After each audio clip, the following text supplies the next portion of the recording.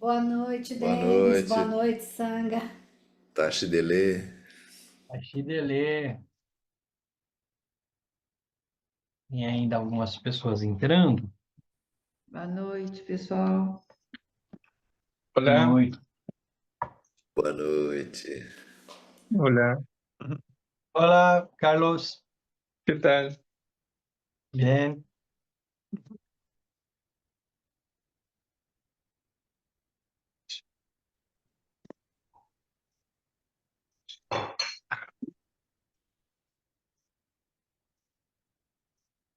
Dina, buenas noches. Hola, buenas noches. Hola.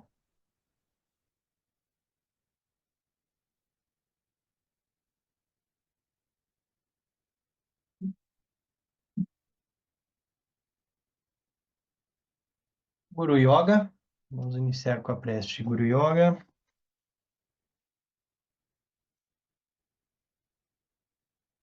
Da coroa da minha cabeça, o palácio da grande bem-aventurança, rezo a ti, benevolente lama raiz, ó precioso, conceda-me as bênçãos de reconhecer a minha verdadeira natureza como Buda.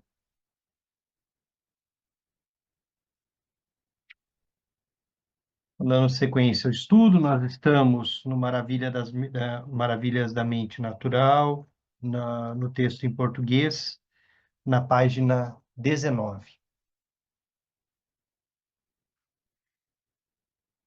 E é o momento, então, em que Tenzin Wangyal Rinpoche começa a contar o processo de estudo dele e aprendizagem em Dolange, né, no mosteiro.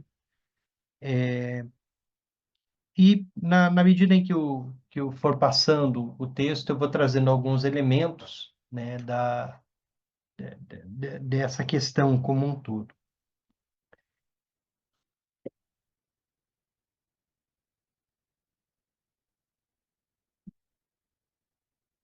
Então, recebendo os ensinamentos do Shanshun Nyangyud.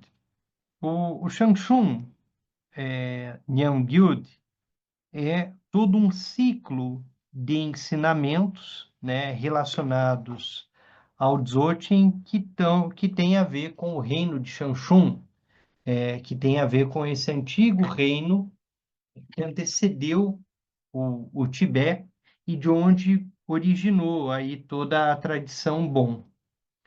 Um dos monges mais velhos em Dolange solicitou ao mestre Lopon Sangye Tenzin Rinpoche que desse os ensinamentos do Shanshun Nyangyud, do Dzogchen Bon. E quando este aceitou, meu padrasto foi perguntar-lhe se eu também podia receber esses ensinamentos. Ele deu o seu consentimento, dizendo que ao mesmo tempo eu deveria também começar a fazer o Nundro, práticas preliminares ou práticas fundamentais, Poa e a meditação chinês. Essa é uma característica do Dzogchen na tradição Bon. Nós já falamos isso no nosso primeiro encontro. Então, o Dzogchen na tradição Bon, ele é ensinado logo no início. Nós temos acesso aos ensinamentos do Bon e do mestre, do professor, né, do Lopon Samyen Tenzin Rinpoche, ele recebe a instrução de iniciar o Nundro, Poa e Shiné. Shiné, a meditação de Shiné, nós conhecemos aqui como Shamatha. Quem está fazendo os yogas do sonho e do sono, em algum momento, em alguma medida, nós discutimos a prática de Shiné, a prática na tradição Bon, com as características dela, né? Nós praticamos Shiné utilizando como suporte a letra A tibetana. A letra A tibetana é uma referência para nós que praticamos o Bon, né? Ela concentra toda a perspectiva Dzogchen do Bon, a manifestação, o vazio luminoso, ela traz essa perspectiva, né, o vazio luminoso de onde surgem as 5 luzes, né, que nós falamos tanto delas, né, o branco, o azul, o amarelo, o vermelho e o verde. E a prática de POA, que é a prática de transferência de consciência na hora da morte. Muitos aqui praticaram ou também no Shag do Gompa, e em algum momento tiveram instruções de POA.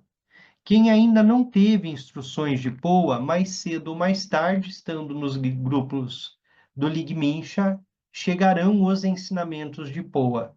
Normalmente, na nossa tradição, o Geshe Dema traz os ensinamentos de transferência de consciência na hora da morte, né? A transferência de consciência ao Nirmanakaya, ao Sambhogakaya e ao Dharmakaya, né? Com aquela prática de ejeção da consciência a partir do canal central.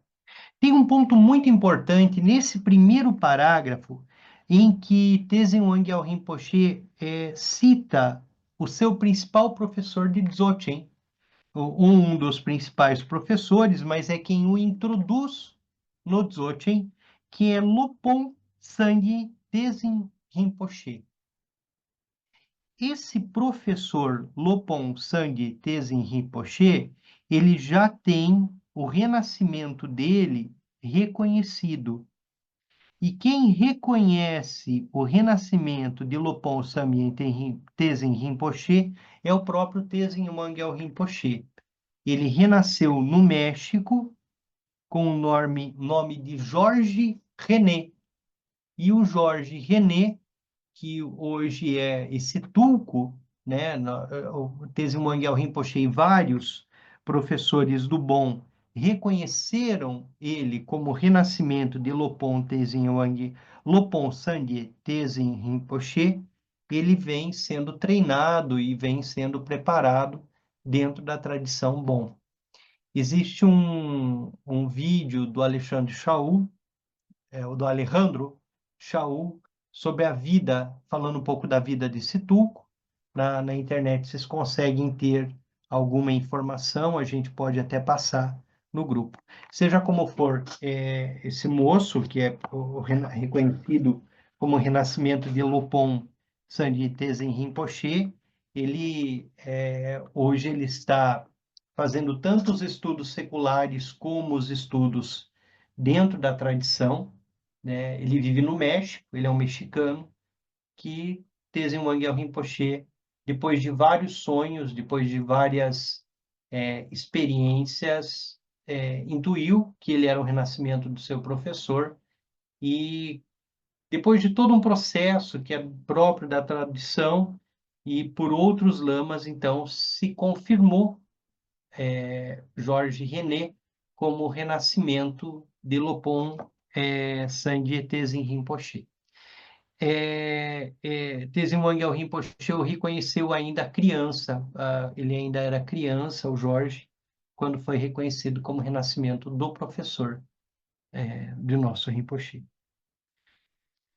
Para ser admitido aos ensinamentos, antes de começar, pediam-nos que contássemos nossos sonhos ao mestre. Isso é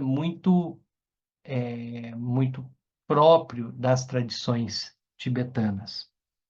Esses sonhos serviam como sinais, e como alguns praticantes não sonharam, o que era um mau sinal, o mestre esperou até que todos nós tivéssemos os sonhos. Ou seja, somente depois de todos aqueles alunos que iniciariam o estudo em Dzogchen tivessem algum sonho para apresentar ao mestre, é que ele iniciaria os ensinamentos. De acordo com os vários sonhos, ele recomendou práticas de purificação para remover obstáculos e para estabelecer contato com os guardiões, né, os protetores.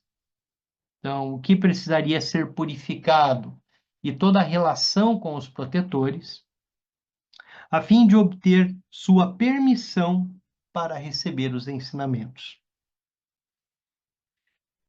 No meu sonho, eu era um cobrador de ônibus, verificando passagens que eram como as branco.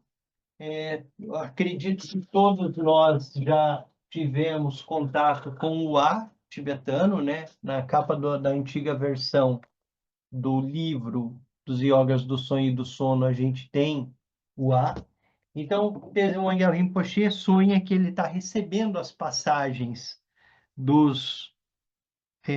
das pessoas que estão pegando o ônibus, e ali, em cada passagem, tinha o A branco impresso no centro, em pedaços de tecido ou papel, com as 5 cores, com os 5 tigres coloridos, como normalmente nós vemos o A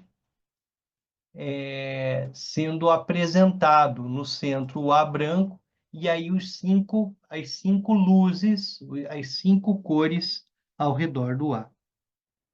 O mestre disse que este era um sinal auspicioso. O mestre disse que este era um sinal auspicioso. Alguns de nós, inclusive Lopon Tenzin Nadak Rinpoche, começaram a receber os ensinamentos do Shanshun Nyangyu.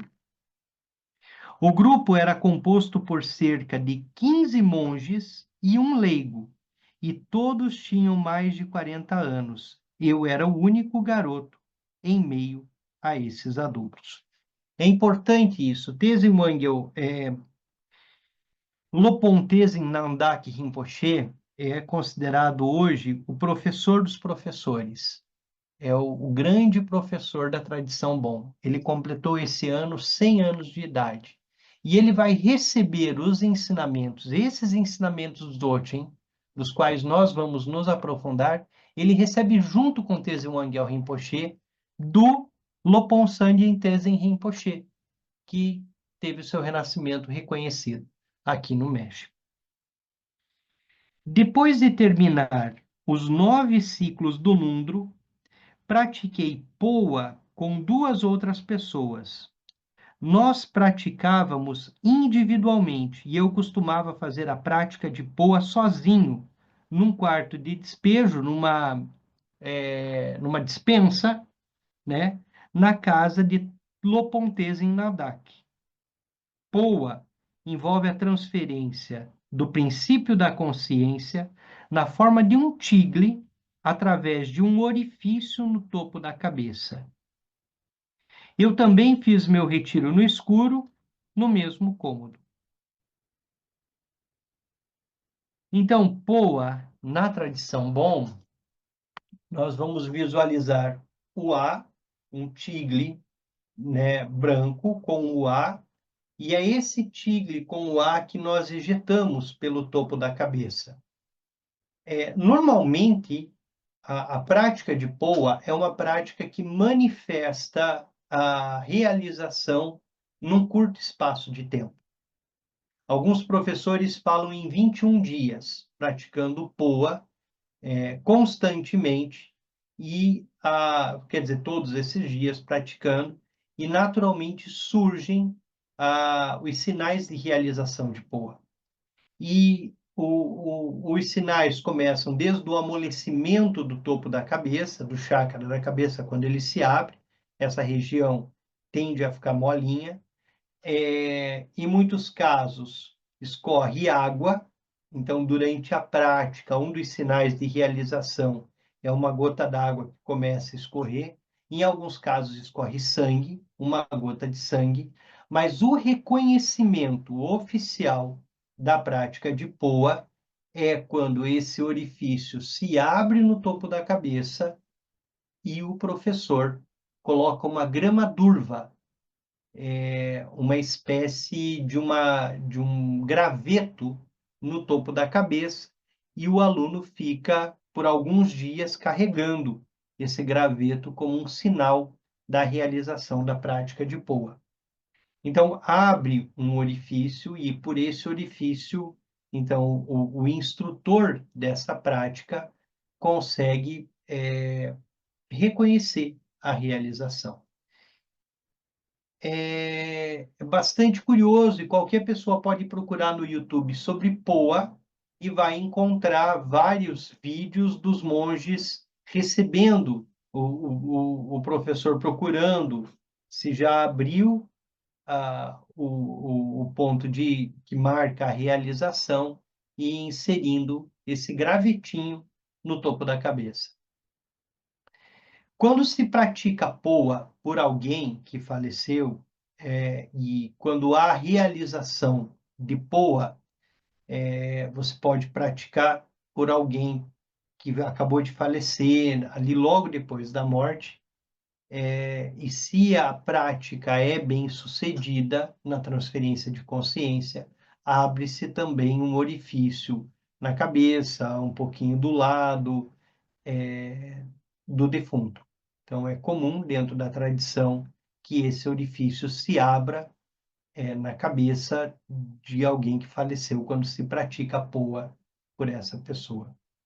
Tem alguns textos que falam até da abertura de um orifício de mais ou menos a espessura do dedo mindinho, né? do menor dedo da mão, como um sinal de realização da prática, por onde a consciência, então, teria saído.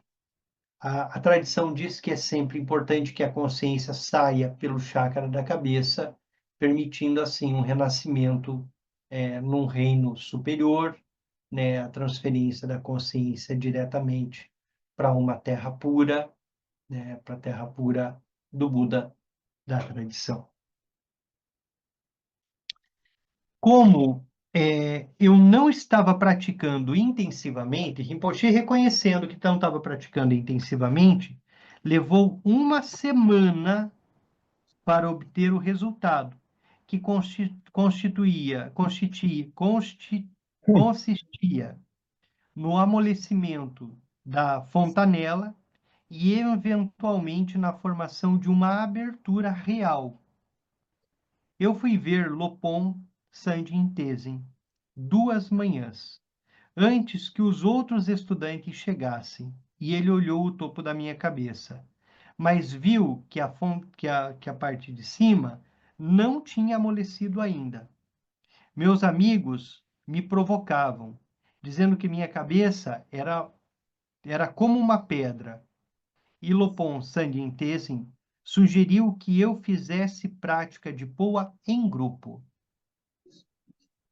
comigo no centro e os monges mais velhos ao redor, né? Sempre a prática em grupo tem uma vibração, né, bastante significativa também. Então, o Rinpoche foi instruído a viver essa experiência em que todos praticariam POA com ele no centro. Na manhã seguinte, quando Lopon olhou, ele pôde finalmente inserir um fio de grama cuxa. Vocês vão encontrar tanto como grama durva, como grama cuxa. Então, ele conseguiu reconhecer a, a, a realização da prática e inserir a gramínea no topo da cabeça do Rinpoche, que deve ficar ereta no orifício da fontanela para demonstrar que a prática foi bem sucedida. O fio de grama tinha cerca de 30 centímetros de comprimento e permaneceu ereto por 3 dias. Às vezes, eu esquecia que ele estava na minha cabeça e sentia uma sensação dolorosa quando puxava minha túnica sobre a cabeça e esbarrava no fio de grama. Também, se eu andasse pela rua quando estava ventando, eu sentia como se uma corrente elétrica estivesse sendo canalizada para o centro do meu corpo através da grama. Como essa grama ela é inserida nesse orifício, e esse orifício abre no final do canal central, no chakra da cabeça, então a sensação é essa, ele chama a atenção para isso como se tivesse uma corrente elétrica. A prática de POA, depois que a gente recebe a iniciação, as transmissões, e pratica, normalmente nós que somos leigos, né, que não estamos num mosteiro com uma prática mais intensa, se diz que em 21 dias é normal que a gente já tenha os sinais, já apresente os sinais de realização, que surgem como tontura, que surgem como amolecimento, que surgem como uma sensação, um comichão no topo da cabeça. Uma prática de realização rápida. E é uma prática que a gente não usa, depois que tem a realização, você não a faz todos os dias. Você a faz em ocasiões, você mantém ela uma vez por mês e de tempo em tempo, mas você a faz em ocasiões específicas. Na tradição bom, tanto na tradição bom como em outras tradições que dão as transmissões de Poa, nós aprendemos a praticar para nós e quando há realização ou autorização do professor, ou professora que a transmitiu, nós podemos praticar por alguém que faleceu nos primeiros dias após o falecimento, enquanto nós intuirmos que a consciência ainda esteja conectada com esse corpo. Após isso, nós praticamos outras práticas do bardo, mas nós só praticamos por outro ser, ou humano, ou animal, ou seja lá qual for o ser, quando temos autorização do professor que nos deu a transmissão de Poa para fazermos por outro, né? Nós não fazemos prática por outro ser, por outra pessoa, sem uma autorização. Mas nesse contexto, e no contexto do Nundro, há, sim, sempre uma prática de Poa. Talvez não a transferência de consciência utilizando a força da sílaba P, né, com a injeção da consciência, mas uma prática de visualização, uma prática de transferência dos outros seres e até mesmo de nós para uma terra pura.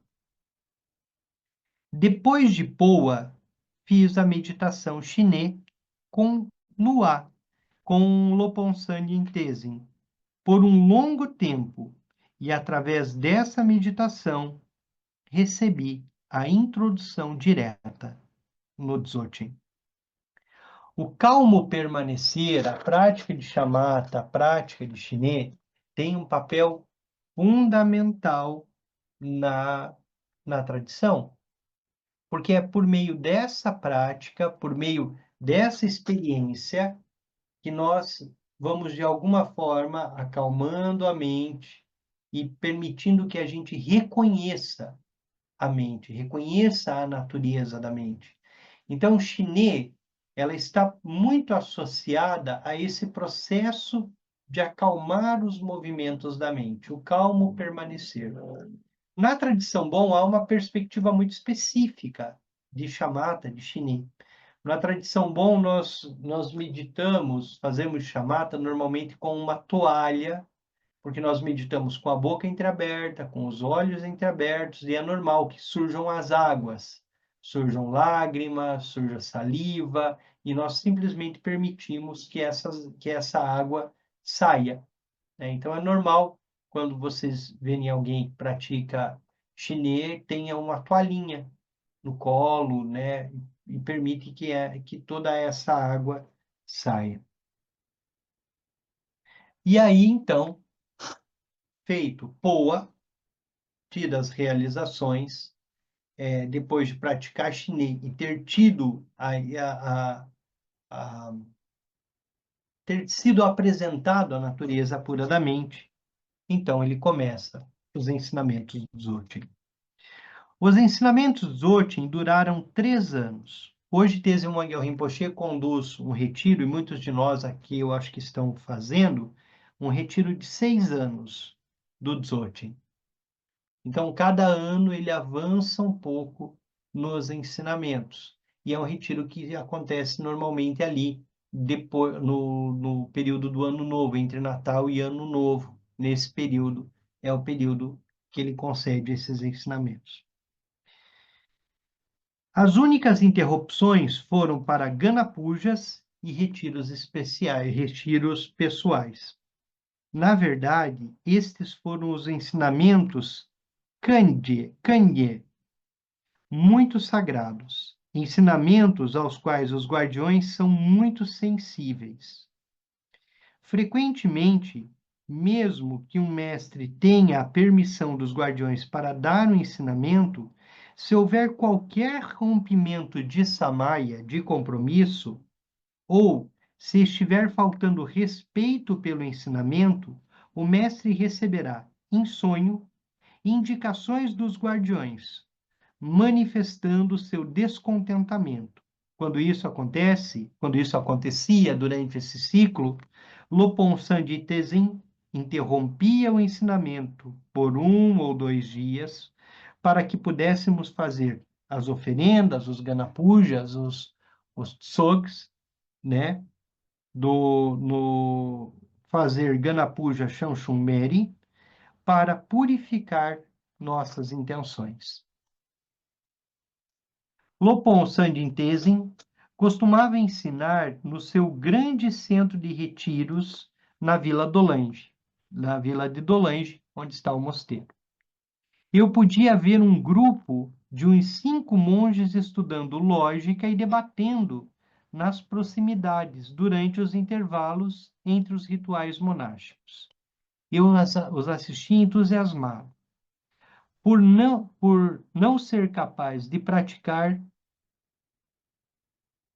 perdão, por não ser capaz de participar do grupo deles, eu ficava fascinado com todos os gestos e movimentos.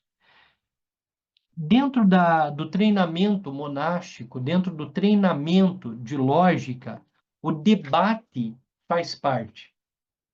E os monges fazem alguns movimentos, eles batem uma palma, tem um movimento corporal quando eles estão debatendo lógica. É uma coisa até um pouco teatral, assim, eles se movimentam muito, eles entram numa discussão em que eles estão aprendendo na medida em que treinam a argumentação. Então, ele via esses movimentos, esses monges fazendo esse treinamento e se entusiasmava com isso, e é isso que ele está relatando aí. Quando eu lhes contava o que estava aprendendo sobre Dzogchen, eles não conseguiam me entender. E quando eles me contavam o que estavam debatendo, eu não conseguia entendê-los. São ensinamentos distintos. Um está no aspecto sútrico, outro está no aspecto Dzogchen. Sutra é essa coisa mais racional, da discussão, da lógica, e o Dzogchen é experiencial, é experiência direta. Por isso eles não conseguiam se entender. Estas foram as pessoas que se tornaram geshes na mesma época que eu, assim como o professor que me ensinou a ler e escrever. Porque muitos professores estavam ali com ele estudando, né? Tenzin Wangyal Rinpoche é uma das primeiras turmas de geshes formados depois da diáspora, né, dos Bonpos, quando eles saem do Tibete. Então, ele é bastante jovem, mas ele está num treinamento em que tem muitos monges já mais velhos. E ele está ali. Lopon Sandin Tenzin não era só muito instruído a respeito do Dzogchen. Ele havia estudado por vários anos no monastério Drepung dos Gelupa e também havia estudado sob a orientação de mestres de outras escolas budistas tibetanas. Ele era muito rigoroso e ensinava de uma maneira muito direta e clara, tornando as coisas inteligíveis sem precisar usar uma porção de palavras. Muitas vezes, só o fato de estar no grupo tornava mais fácil entender os ensinamentos. Depois que terminávamos esse ciclo de ensinamento, nós discutíamos o que deveríamos fazer a seguir. Na ocasião, Lopon Sandin Tenzin não estava com boa saúde física. Então, nós, os estudantes, decidimos pedir para receber o Shanshun Nangyur novamente, com as instruções tradicionais, como as instruções tradicionais exigem. Lopon começou com as biografias dos mestres da linhagem, que instruem, explicando o significado dos mestres da linhagem, que instruem o significado e resultados da prática nas vidas dos mestres.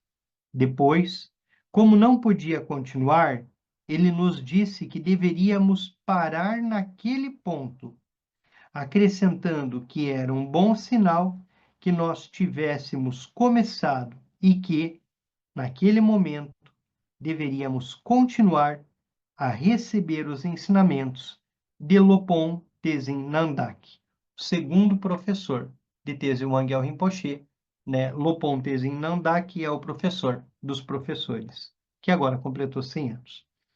Ele disse a Lopon que deveria assumir essa grande responsabilidade e disse-lhe muito precisamente que deveria considerar cada aspecto do ensinamento, como desenhar as mandalas, etc. Igualmente importante. Lopon Sandin Tenzin morreu alguns meses depois, em 1977.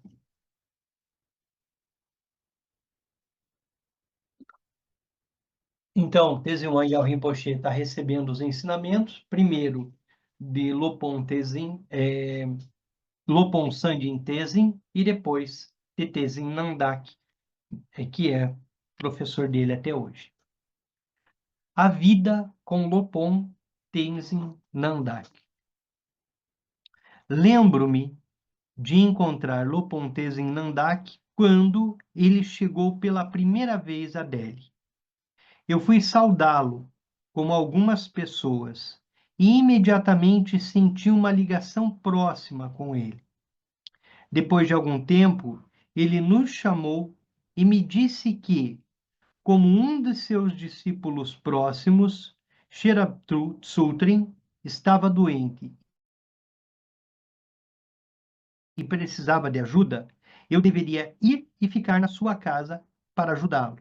Então, uma manhã, Lopon Tenzin Nandak chamou-me e contou-me um sonho que havia tido. Na forma de um homem negro, a deidade Midugyalpa Trampo tinha vindo ao seu quarto, divisória, aberto uma cortina divisória, só vou fechar aqui um áudio, aberto uma cortina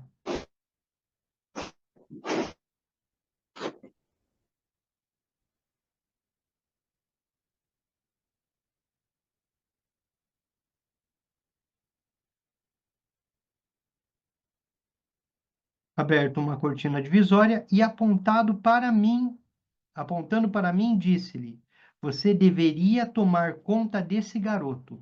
Ele será útil no futuro. Lopon disse que este era um sonho importante e acrescentou que, como essa deidade estava conhecida como Valsi Nampa, uma das 5 principais deidades tântricas do bom, e como eu estava conectado com essas duas deidades, deveria fazer as práticas dessas deidades mais assiduamente. Ou seja, Tenzin Nandak tem um sonho, né, em que um dos guardiões aponta para Tenzin Wangyal Rinpoche e pede que ele cuide dele, né, porque ele seria muito útil no futuro.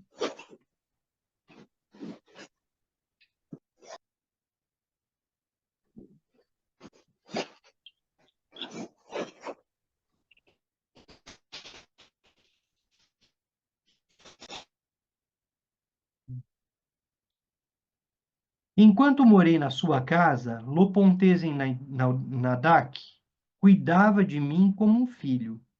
Dormíamos no mesmo quarto Ele cozinhava para mim e até costurava minhas roupas. No início, eu era a única pessoa que vivia lá. Depois, um velho monge chamado Tashi Tserin veio viver conosco e cozinhar para nós. Eventualmente, 3 outros garotos vieram viver conosco. E Lopon frequentemente se referia a nós brincando com seus 4 filhos sem uma mãe. Os 4 filhos dele sem uma mãe, né? Então ele fazia essa brincadeira com eles. Um desses garotos foi meu colega na escola dialética e nós nos tornamos amigos íntimos.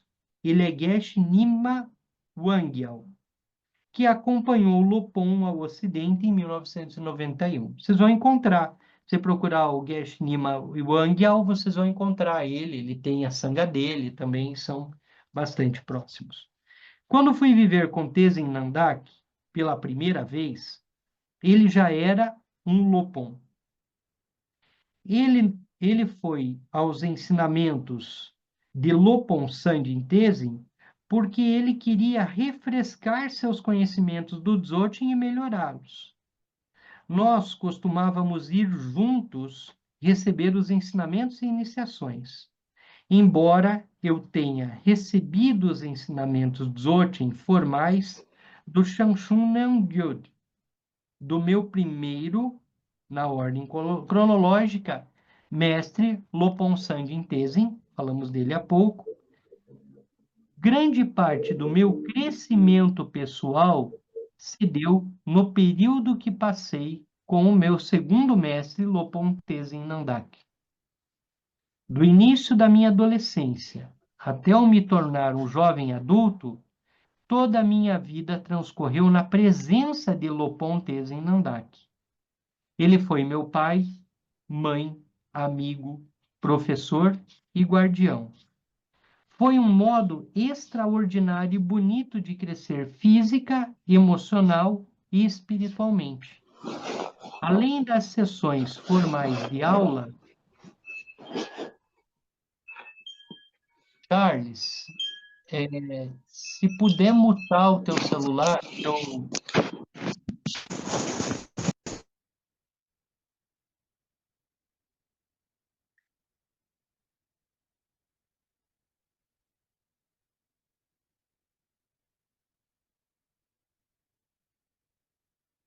vamos continuar então aqui.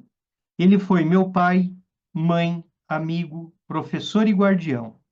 Foi um modo extraordinário e bonito de crescer física, emocional e espiritualmente. Além das sessões formais de aula, todos os momentos que estavam com ele eram ensinamentos. Foi quando estava morando com Lopon Tenzin Nandak que eu conheci Nankai Norbu Rinpoche. Nankai Norbu Rinpoche, professor Nyingma budista, que acaba se destacando pelos ensinamentos abertos do Dzogchen. Ele vai criar uma comunidade Dzogchen, a sanga dele se chama Dzogchen, inclusive. Ele foi um professor que esteve no Brasil, ele ensinou aqui no Brasil. O Lama Santen trouxe Nankai Norbu Rinpoche para cá. Então, talvez alguns de nós aqui, inclusive, recebemos de Nankai Norbu Rinpoche as transmissões de Dzogchen. Tivemos essa oportunidade. Já no final da vida, ele fazia as transmissões online e tinha uma sanga bastante pujante. Foi quando estava morando com Lopon Tenzin Nandak que conheci Nankai Norbu Rinpoche. Quando este veio receber a iniciação de Shanshun Meri, de Lopon, durante uma viagem pela Índia, com um grupo de italianos que tinham vindo fazer um filme sobre medicina tibetana. A iniciação dessa deidade é necessária para o estudo e a prática dos ensinamentos do Shanshun Nyangyud. Senti-me atraído pela grande acessibilidade de Norbo Rinpoche, do Nankai Norbo, por seus esforços em apresentar a prática Dzogchen no Ocidente e especialmente por estar livre de preconceitos culturais contra a religião Bon. O que vai destacar Nankai Norbo nessa relação é também essa perspectiva de se aproximar do bom e essa perspectiva de ensinar e aprender com o bom, já dentro de uma tradição, de uma lógica, uma logicidade mais rimé, em que as linhagens se complementam e que os ensinamentos são de uma linhagem para outra, de um professor para outro. Então, Nankai Norbo vai até lá para receber os ensinamentos de Tenzin Nandak, né? O que faz com que ali surja uma amizade também que depois perdura entre Tenzin Wangyal Rinpoche e Nankai Norbo Rinpoche nos ensinamentos e aprendizagens do Dzogchen. Nankai Norbo Rinpoche, dentro da tradição, tanto Nyingma como Bon, ele vai se apresentar como um grande estudioso e ele vai, de alguma forma, trazer de um modo bastante claro as contribuições do Bon para o budismo, e principalmente as contribuições do Bon para o Dzogchen. O Dzogchen que surge posteriormente nas tradições budistas, né, principalmente aí na Nyingma, com uma origem bastante consolidada no Bon. Nankai Norbo Rinpoche ele vai se preocupar muito em mostrar a história do Dzogchen. E como alguns personagens que recebem nomes distintos nas duas tradições, como no caso Garab Dorje, né, que é quem transmite o Dzogchen, seria a mesma pessoa, tanto no Bon, como Garab Yungdrum, como também na tradição budista, com o nome de Garab Dorje.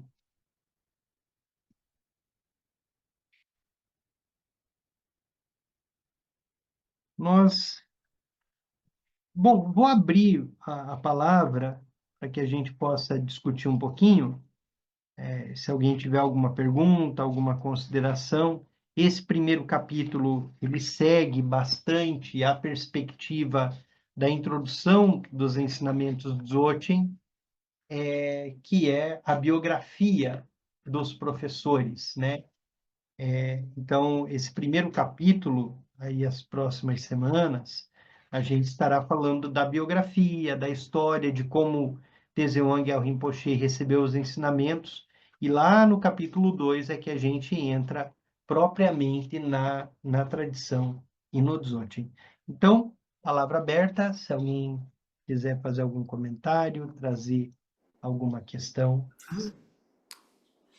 Boa noite, Denis. Paulo, vem? Por gentileza, quando o Rinpoche fala que recebeu a introdução direta do Dzogchen, fazendo o Shiné, isso significa que ele teve, assim, nesse momento, um acesso à natureza essencial da mente, a Rigpa, é isso? O Dzogchen ele parte desse reconhecimento da natureza pura da mente. Então, o Dzogchen, ele parte desse reconhecimento, né? E o Lama Raiz é aquele que aponta pela primeira vez a natureza pura da mente, e a partir de quem você reconhece essa natureza pura da mente. Então, esse acaba sendo considerado o Lama Raiz. É o primeiro professor, dentro da perspectiva Dzogchen. Do Tantra, do Sutra, pode ser um pouco diferente, mas no Dzogchen é esse, é aquele que te apontou a natureza pura da mente, e pelos ensinamentos dele, pela transmissão dele, você foi capaz de reconhecer. E esse é o ponto de partida, né? É a partir desse reconhecimento que o Dzogchen começa a se dar. E o que Tenzin Wangyal Rinpoche está dizendo? Eu consegui reconhecer a natureza puramente, a mente tal e qual ela quando praticava shamatha, quando praticava chinê, né, sob as orientações de Lopon Sandin Tenzin, que foi o primeiro professor dele. Então, é ali naquela prática que ele reconhece a natureza puramente, que não é os pensamentos que surgem, mas sim o olho, o que está por trás do olho que vê os pensamentos surgindo. Uma coisa é a gente falar sobre isso de forma inteligível, racional, como eu disse, assim, ou como eu estou tentando dizer. Outra coisa é fazer a experiência disso, que é a experiência da natureza da mente. Então, o que o Rinpoche está dizendo foi ali, fazendo chinê, que eu tive essa iluminação, esse reconhecimento, né, durante a prática de shamatha, de chinê. Obrigado, Denis. Ficou claro? Ficou claro, sim. Há uma perspectiva, e é interessante ela, porque também no bom, de alguma forma, o Nundro está presente, né, desde o momento inicial. Não como uma prática que antecede o Dzogchen, mas uma base que fundamenta o Dzogchen, né? Então, o Nundro ele tem essa característica de lançar os fundamentos. E é claro que Chinê está ali no Nundro. Poa também compõe o ciclo do Nundro, dos 9 ciclos do Nundro, tem ali uma prece que tem a ver com Poa, mas a prática de Poa, que é essa prática de transferência de consciência, foi uma das questões que o professor dele pediu que ele realizasse antes de adentrar no Dzogchen. Tá bem, obrigado, Denis. Obrigado, Ana. O Mais Denis, alguma coisa? Pois não? Oi, Charles. tudo bem? Na verdade, é só um comentário só. Há, há 20 anos atrás, quando eu tinha ouvido falar sobre o Nokai Norbum, um amigo meu que ele tinha uma sala e tinha uma foto. Ele está até presente na sala, é o Vasconcelo, e ele participou das iniciações quando o Nokai Norbum teve no Brasil aqui. E eu fiquei muito identificado, assim, né? E só que demorou 20 anos para esse ensinamento chegar até mim agora, né? Através dessa. E ele me deu esse livro também, e me deu outros livros também do Tenzin Walgno. E eu sou muito agradecido a ele, a você e toda a SAM por estar chegando esse ensinamento. E eu tenho uma foto do Nokai Norbu que eu acabei ganhando também dele também. Uma fica no meu altar e a outra fica pendurada numa outra parte aqui. O pessoal vem no espaço aqui e pergunta quem, né? Eu falo que é o mestre dos outros e ninguém tem nada, né? Mas eu tenho uma identificação muito forte e sou muito agradecido a todos aí, tá bom? Um grande abraço aí. Obrigado, Charles. Obrigado, Vasconcelos, né, por ter também transmitido isso para o Charles. Charles, esse ponto é um ponto muito importante, porque os ensinamentos, eles chegam sempre quando eles têm que chegar. Eles chegam sempre na hora certa. Se eles chegaram, era porque era esse momento, né? As condições kármicas, elas se reuniram para que esse karma amadurecesse agora. Isso é fantástico dentro da tradição. Porque quando não é tempo, a gente pode ficar procurando, pode ficar tentando, e eles não chegam até nós, né? Mas quando é tempo, eles surgem, eles brotam, eles aparecem. E é muito interessante, porque cada um de nós aqui vai ter uma história muito parecida com isso, né? É um momento em que amadurece. Oi, Gisele. Tudo bem? Obrigado, Charles. Oi, boa noite.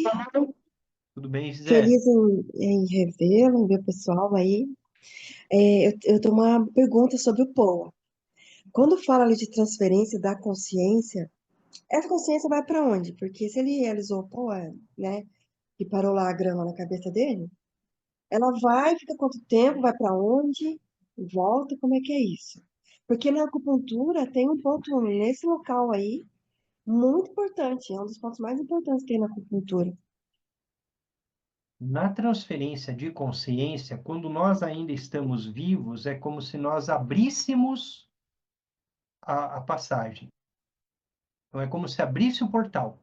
Então, a visualização de POA é o canal central abre-se, a consciência vai ao Nirmanakaya, depois vai ao Sambhogakaya, vai ao Dharmakaya, dentro da tradição Bon, né?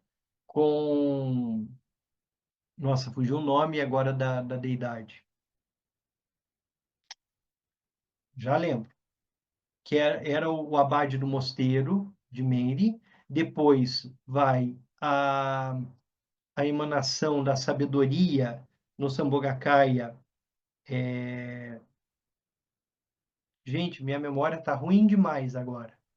Mal Não lembro Essende. o nome. Mal Essende. Quem me ajudou aqui? Lina? Não, quem foi? Fui eu, Denis Arro. Errou, obrigado. Mao e Seng, e depois a Kuntunzampo. Então, na tradição Bon, aos três níveis, porque por conta da sincretização de Mao e Seng com o Manjushri, eu acabo enroscando e quase ser o Manjushri. Mao e Seng e depois a Kuntunzampo. Só que a consciência, Gisele, ela retorna até o local dela. Inclusive, há uma prática para que ela retorne e o fechamento do topo da cabeça tem uma sílaba específica para que ela faça esse movimento de volta. Então, nós fazemos a transferência, só que essa transferência, enquanto estamos vivos, é uma transferência de treino, é o treino para a transferência.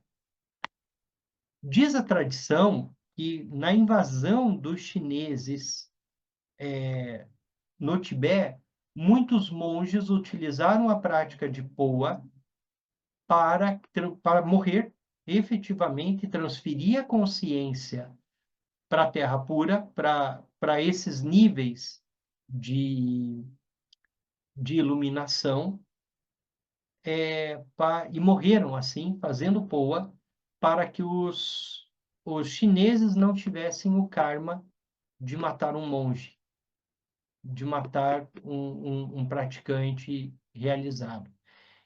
Porque esse karma para os chineses seria muito ruim dentro da tradição. Então, por compaixão, diz a tradição que muitos monges, pela prática de Poa, transferiram sua consciência e assim faleceram durante a prática, durante a invasão chinesa. É claro que isso é um domínio total e completo de vários aspectos do corpo, de vários aspectos também dos ventos, né? Assim como quando a realização do corpo de arco-íris, né? A prática está tão desenvolvida que o, o, o praticante ele consegue dissolver esse corpo físico em luz, né? Tem todo um processo de desenvolvimento da prática e domínio total dos elementos que compõem o corpo.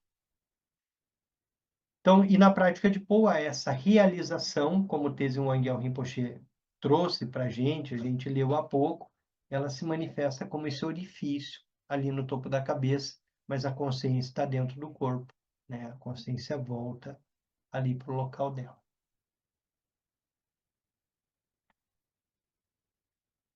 Mais alguém? Bom, então nós dedicamos e continuamos na próxima semana. Dedicação. toda a virtude pura realizada por meio das três portas, dedico para o bem-estar de todos os seres dos três reinos. Havendo purificado todas as aflições e obscurecimentos dos três venenos, que rapidamente possamos atingir o estado completo de Buda, os três corpos.